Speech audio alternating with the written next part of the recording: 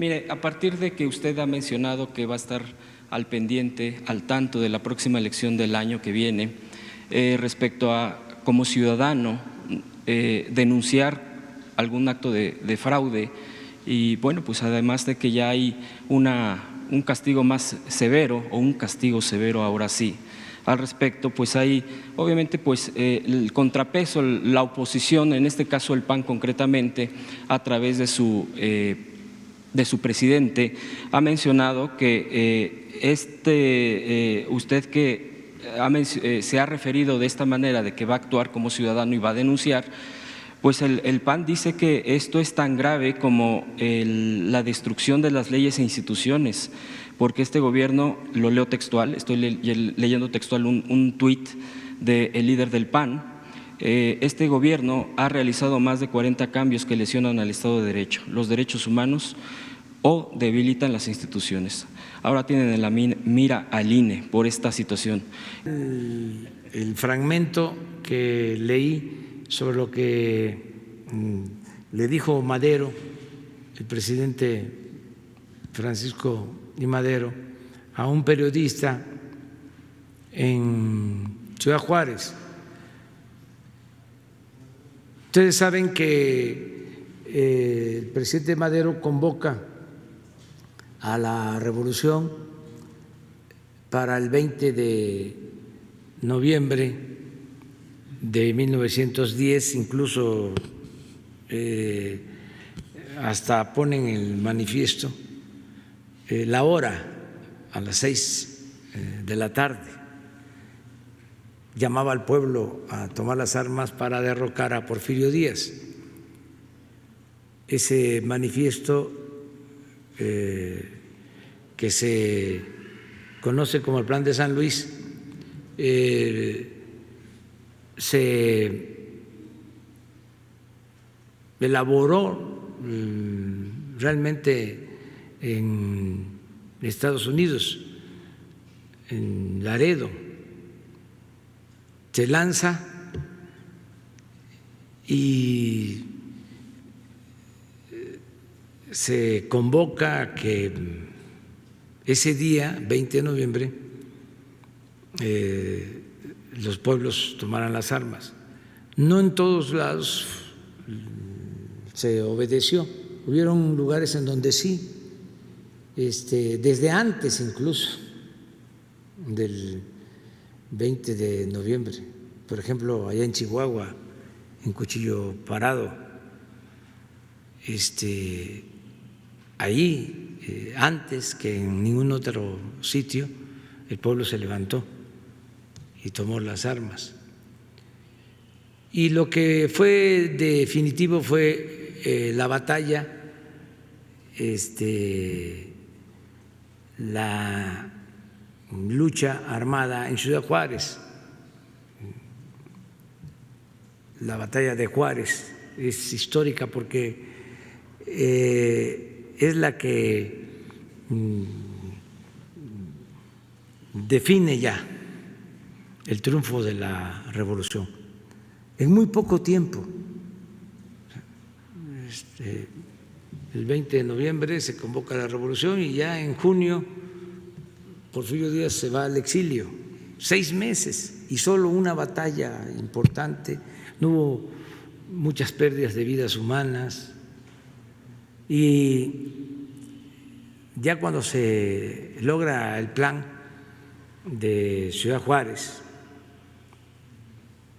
pues y se decide de que va a haber un presidente interino que va a convocar elecciones, que fue de la Barra, le hacen una entrevista a Francisco I. Madero, el líder indiscutible del movimiento revolucionario. Y él dice en esa entrevista algo que es muy importante. Acuérdense que la lucha contra el régimen porfirista tiene 2 grandes demandas: la democracia y la justicia. la justicia porque había esclavitud, porque el pueblo estaba sometido. Los trabajadores no tenían de prestaciones, eran salarios de hambre, y además no se les permitía organizarse, se les reprimía, por eso las huelgas de Cananea, de Río Blanco. Entonces la revolución es promovida, auspiciada por la búsqueda de justicia, pero también de democracia, porque no había libertades. Porfirio Díaz llega a la presidencia en 1876 con la bandera de la no reelección y se queda hasta 1911, 34 años. Entonces, Francisco I. Madero, sin dejar de tomar en cuenta la importancia de la justicia, en el artículo 3 del Plan de San Luis habla de la entrega de la tierra a los campesinos, por ejemplo, y por eso luego se le reprocha de que no se había cumplido con ese compromiso. Pero independientemente de eso, de lo social, el énfasis mayor lo puso en las libertades, en garantizarle al pueblo las libertades y la democracia. Entonces,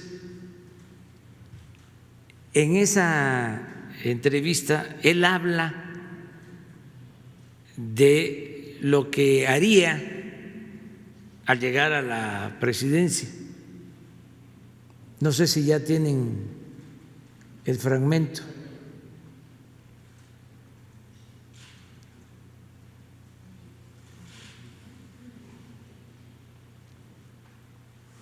Y es muy interesante porque él hace referencia a que hay dos demandas del pueblo: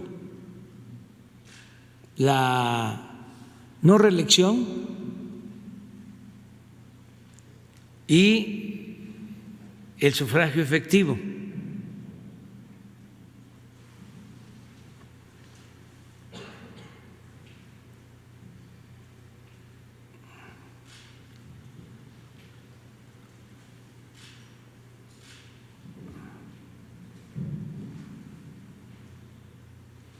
No está ahí el párrafo.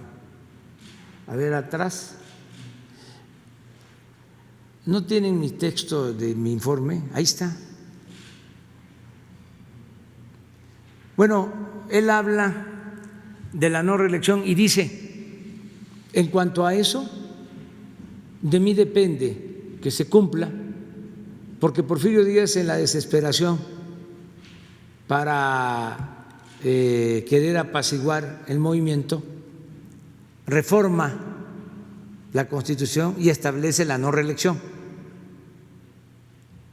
pensando que con eso se iba a apaciguar el movimiento revolucionario.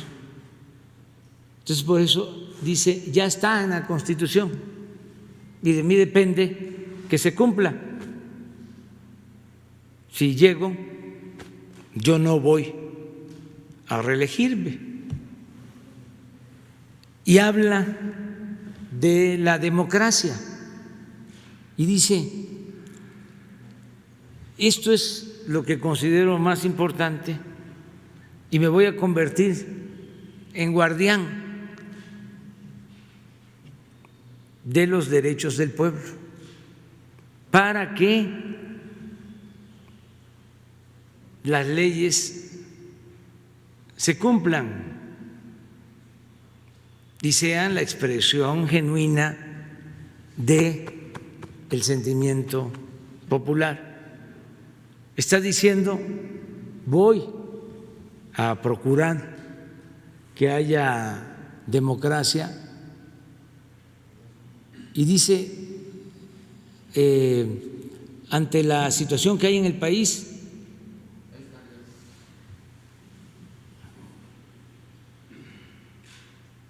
dice, al subir yo al poder, voy encarnando dos principios, uno de ellos sancionado ya por la Constitución, por lo que les decía, ya estaba en la Constitución la no reelección.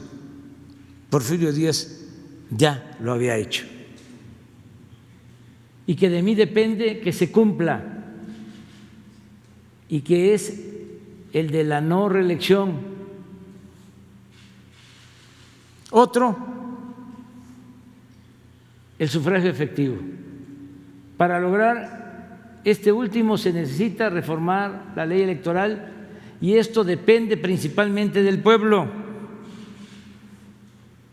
Pero yo me voy a constituir en el principal guardián de esa prerrogativa popular, y consideraré que mi principal deber es facilitar la libre manifestación de la voluntad popular, a fin de que las leyes sean genuina expresión de esa voluntad. En una palabra, voy a ser el principal amigo y defensor de las libertades del pueblo por los momentos históricos porque atraviesa México. Considero secundario todo lo demás. Este es el fundamento del por qué voy a estar pendiente de que las elecciones sean libres y limpias. Nosotros padecimos de fraudes electorales, muchos mexicanos han padecido de imposiciones, de fraudes. Por fraudes electorales ha habido represión. Es una de las manchas que más han ofendido al pueblo y han denigrado a nuestra nación. Entonces vamos a desterrar el fraude electoral, y desde luego que se va a respetar la autonomía del INE, del tribunal, pero todos debemos de cuidar que las elecciones sean limpias y sean libres, que no haya utilización del dinero del presupuesto, que es dinero de todos, para favorecer a ningún partido, a ningún candidato, que no se repartan dádivas, despensas, frijol con gorgojo, que no se rellenen las urnas, el llamado embarazo de urnas, que no se vote más de una vez, el llamado ratón loco, que no voten los finados como era antes, que no se falsifiquen las actas, que las autoridades electorales actúen como verdaderos jueces, imparciales. Todo eso lo tenemos que cuidar, y que también se aplique la ley, porque ahora es delito grave el fraude electoral.